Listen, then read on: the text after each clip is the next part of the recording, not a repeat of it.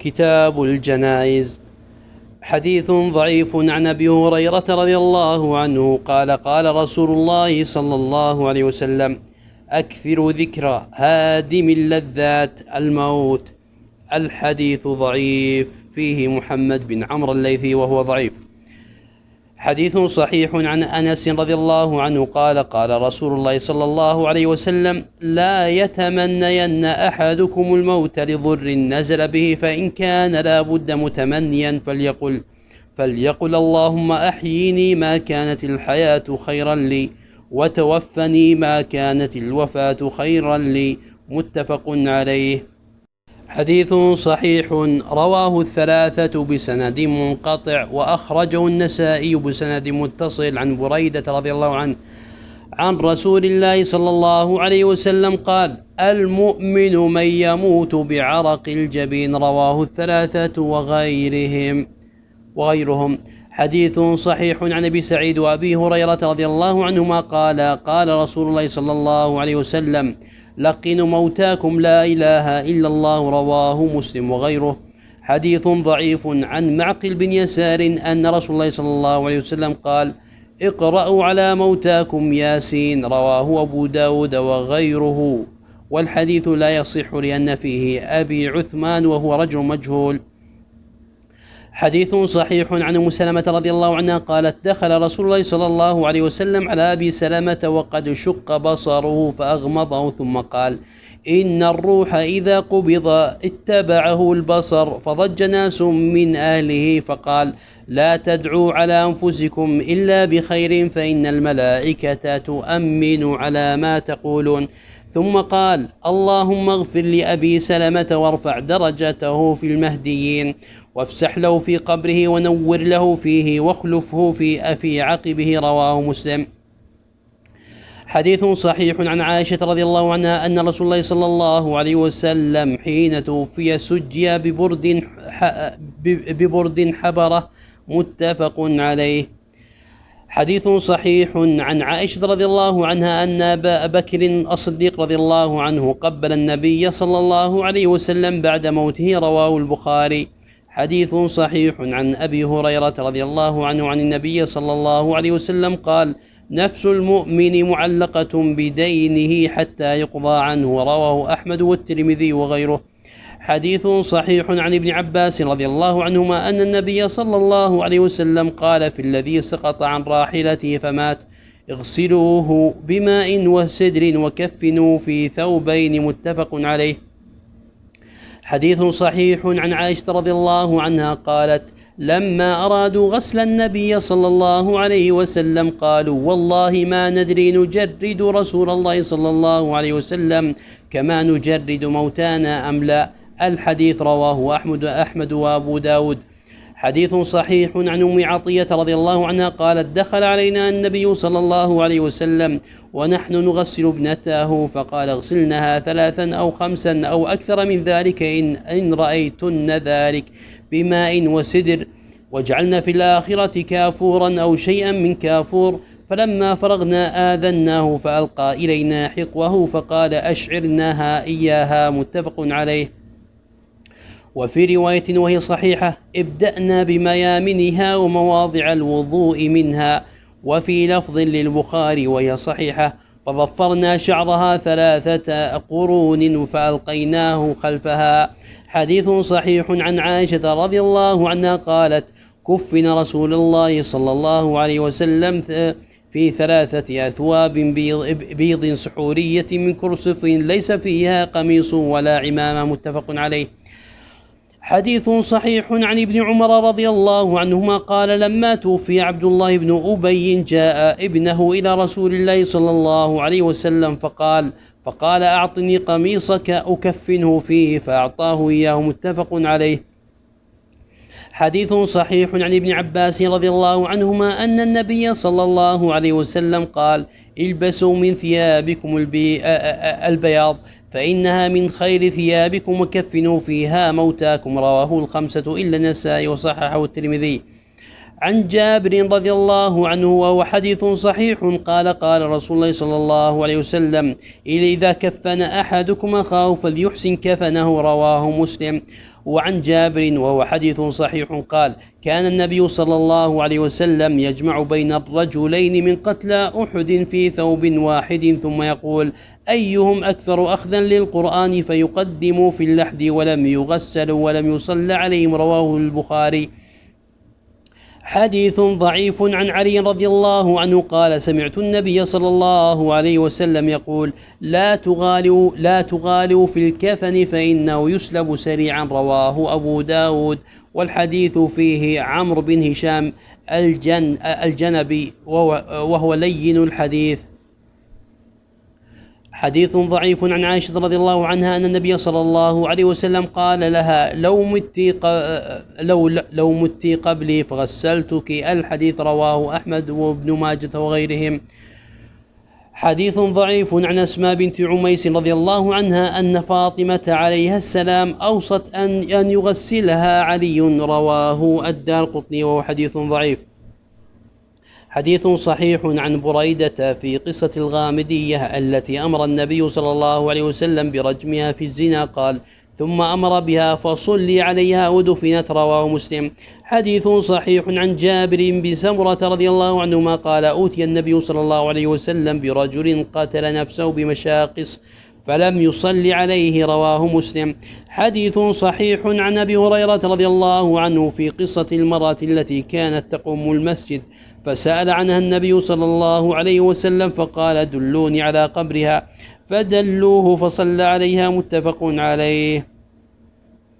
وزاد مسلم: وهذه الزيادة مدرجة من مراسيل ثابت. قال ثم قال: إن هذه القبور مملوءة ظلمة على أهلها، وإن الله ينورها لهم بصلاة عليهم. حديث ضعيف عن حذيفة رضي الله عنه أن النبي صلى الله عليه وسلم كان ينهى عن النعي. رواه أحمد وغيره. والحديث فيه حبيب بن سليم العبسي وهو ضعيف. حديث صحيح عن أبي هريرة رضي الله عنه أن النبي صلى الله عليه وسلم نعى النجاشي في اليوم الذي مات فيه وخرج بهم إلى المصلى فصف بهم وكبر عليه 4. متفق عليه. حديث صحيح عن ابن عباس رضي الله عنهما قال: سمعت النبي صلى الله عليه وسلم يقول: ما من رجل مسلم يموت فيقوم على جنازته 40 رجلا لا يشركون بالله شيئا إلا شفعهم الله فيه. رواه مسلم. حديث صحيح عن سمرة بن جندب رضي الله عنه قال: صليت وراء النبي صلى الله عليه وسلم على امرأة ماتت في نفاسها فقام وسطها. متفق عليه.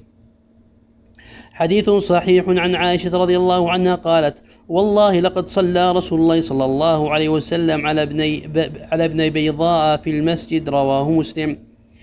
حديث صحيح عن عبد الرحمن بن أبي ليلى قال: كان زيد بن أرقم رضي الله عنه يكبر على جنائزنا 4 وإنه كبر على جنازة 5 فسألته فقال: كان رسول الله صلى الله عليه وسلم يكبرها. رواه مسلم والأربعة. حديث صحيح عن علي رضي الله عنه قال: عن علي رضي الله عنه أنه كبر على سهل بن حنيف 6 وقال: إنه بدري. رواه سعيد بن منصور وأصله في البخاري وهو حديث صحيح. حديث ضعيف عن جابر رضي الله عنه قال: كان رسول الله صلى الله عليه وسلم يكبر على جنائزنا 4 ويقرأ فاتحة الكتاب في التكبيرة الأولى. رواه الشافعي بإسناد ضعيف، والعلة فيه إبراهيم بن أبي يحيى وهو ضعيف جدا، وعبد الله بن محمد بن عقيل وهو ضعيف. حديث صحيح عن طلحة بن عبد الله بن عوف رضي الله عنه قال: صليت خلف ابن عباس على جنازة فقرأ فاتحة الكتاب فقال: لتعلموا أنها سنة. رواه البخاري. حديث صحيح عن عوف بن مالك رضي الله عنه قال: صلى رسول الله صلى الله عليه وسلم على جنازة فحفظت من دعائه: اللهم اغفر له وارحمه وعافه واعف عنه واكرم نزله ووسع مدخله واغسله بالماء والثلج والبرد ونقه من الخطايا كما نقيت الثوب الأبيض من الدنس، وأبدله دارا خيرا من داره وأهلا خيرا من أهله، وأدخله الجنة وقه فتنة القبر وعذاب النار. رواه مسلم. حديث ضعيف ولم يروه الإمام مسلم. عن أبي هريرة رضي الله عنه قال كان رسول الله صلى الله عليه وسلم إذا صلى على جنازة يقول اللهم اغفر لحينا وميتنا وشاهدنا وغائبنا وصغيرنا وكبيرنا وذكرنا وأنثانا، اللهم من أحييته منا فأحيه على الإسلام، ومن توفيته منا فتوفه على الإيمان، اللهم لا تحرمنا أجرا ولا تضلنا بعده. رواه مسلم ولم يروه مسلم ورواه الأربعة. حديث صحيح عن أبي هريرة رضي الله عنه أن النبي صلى الله عليه وسلم قال إذا صليتم على الميت فأخلصوا له الدعاء. رواه أبو داود وصححه ابن حبان. حديث صحيح عن أبي هريرة رضي الله عنه عن النبي صلى الله عليه وسلم قال أسرعوا بالجنازة فإن تك صالحة فخير تقدمونها إليه، وإن تك سوى ذلك فشر تضعونه عن رقابكم. متفق عليه. حديث صحيح عن أبي هريرة رضي الله عنه قال قال رسول الله صلى الله عليه وسلم من شهد الجنازة حتى يصلى عليها فله قراط، ومن شهدها حتى تدفن فله قراطان. قيل وما القراطان؟ قال مثل الجبلين العظيمين. متفق عليه. ولمسلم وهي صحيحة حتى يوضع في اللحد. حديث صحيح للبخاري وأيضا من حديث أبي هريرة رضي الله عنه من تبع جنازة مسلم إيمانا واحتسابا وكان معه حتى يصلى عليها ويفرغ من دفنها فإنه يرجع بقراطين كل قراط مثل أحد. حديث ضعيف عن سالم عن أبي رضي الله عنهما أنه رأى النبي صلى الله عليه وسلم وأبا بكر وعمر يمشون أمام الجنازة. رواه الخمسة وهو حديث لا يصح. حديث صحيح عن أم عطية رضي الله عنها قالت نهينا عن اتباع الجنائز ولم يعزم علينا. متفق عليه. وعن أبي سعيد رضي الله عنه حديث صحيح أن النبي صلى الله عليه وسلم قال إذا رأيتم الجنازة فقوموا فمن تبعها فلا يجلس حتى توضع. متفق عليه. حديث صحيح عن أبي إسحاق أن عبد الله بن يزيد رضي الله عنه أدخل الميت من قبل رجل القبر وقال هذا من السنة. أخرجه أبو داود. حديث صحيح. حديث ضعيف مرفوع وصحيح موقوف على ابن عمر عن ابن عمر رضي الله عنهما عن النبي صلى الله عليه وسلم قال إذا وضعتم موتاكم في القبور فقولوا بسم الله وعلى ملة رسول الله. أخرجه أحمد وأبو داود وغيرهما. حديث ضعيف عن عائشة رضي الله عنها أن رسول الله صلى الله عليه وسلم قال كسر عظم الميت ككسره حيا. رواه أبو داود وهو ضعيف لأن فيه سعد بن سعيد وهو رجل ضعيف.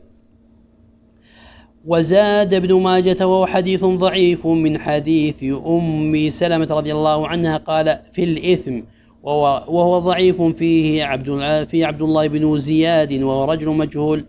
حديث صحيح عن سعد بن أبي وقاص رضي الله عنه قال الحدوا لي لحدا وانصبوا علي اللبن نصبا كما صنع برسول الله صلى الله عليه وسلم. رواه مسلم. حديث ضعيف للبيهقي عن جابر رضي الله عنه نحوه وزاد ورفع قبره عن الأرض قدر شبر وصححه ابن حبان وهو حديث ضعيف.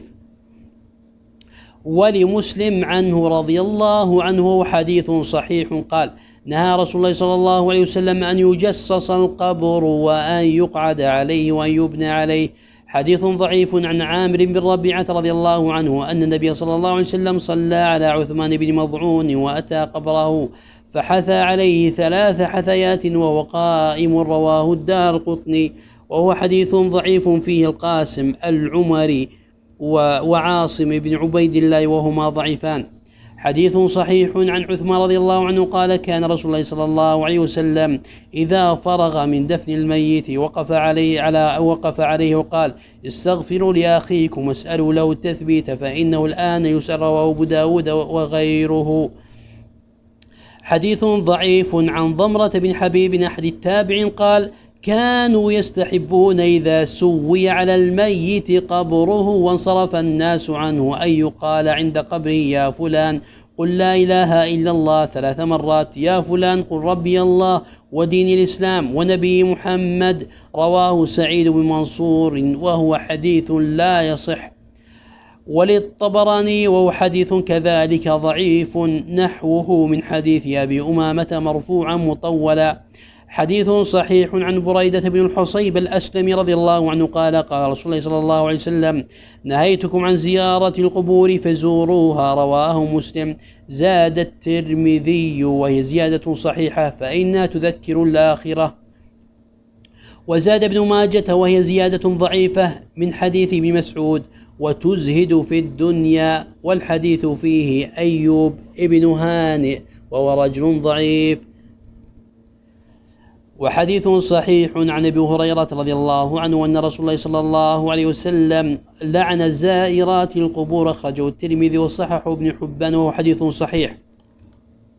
حديث صحيح عن أبي سعيد الخدري رضي الله عنه قال: لعن رسول الله صلى الله عليه وسلم النائحة والمستمعة. أخرجه أبو داود وحديث لا يصح. فيه محمد بن الحسن بن عطية عن أبيه عن جده، وأبوه وجده ضعفاء. حديث صحيح عن أم عطية رضي الله عنها قالت: أخذ علينا رسول الله صلى الله عليه وسلم ألا ننوح. متفق عليه. وعن عمر رضي الله عنه عن النبي صلى الله عليه وسلم وهو حديث صحيح قال: الميت يعذب في قبره بما نيح عليه. متفق عليه. وحديث صحيح لهما نحوه عن المغيرة بن شعبة رضي الله عنه. حديث صحيح عن أنس رضي الله عنه قال: شهدت بنتا للنبي صلى الله عليه وسلم تدفن ورسول الله صلى الله عليه وسلم جالس عند القبر فرأيت عينيه تدمعان. رواه البخاري. حديث ضعيف عن جابر رضي الله عنه أن النبي صلى الله عليه وسلم قال: لا تدفنوا موتاكم بالليل إلا أن تضطروا. أخرجه ابن ماجة وأصله في مسلم والذي عند مسلم هو الصحيح، لكن قال: زجر أن يقبر الرجل بالليل حتى يصلى عليه.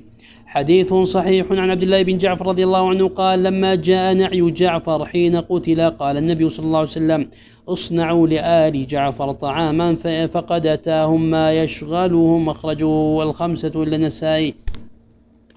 حديث صحيح عن سليمان بن بريدة عن أبيه رضي الله عنهما قال: كان رسول الله صلى الله عليه وسلم يعلمهم إذا خرجوا إلى المقابر: السلام على أهل الديار من المؤمنين والمسلمين، وإنا إن شاء الله بكم للاحقون. أسأل الله لنا ولكم العافية. رواه مسلم. حديث ضعيف عن ابن عباس رضي الله عنهما قال: مر رسول الله صلى الله عليه وسلم بقبور المدينة فأقبل عليهم بوجهه فقال: السلام عليكم يا أهل القبور، يغفر الله لنا ولكم، أنتم سلفنا ونحن بالأثر. رواه الترمذي وقال: حسن حديث ضعيف.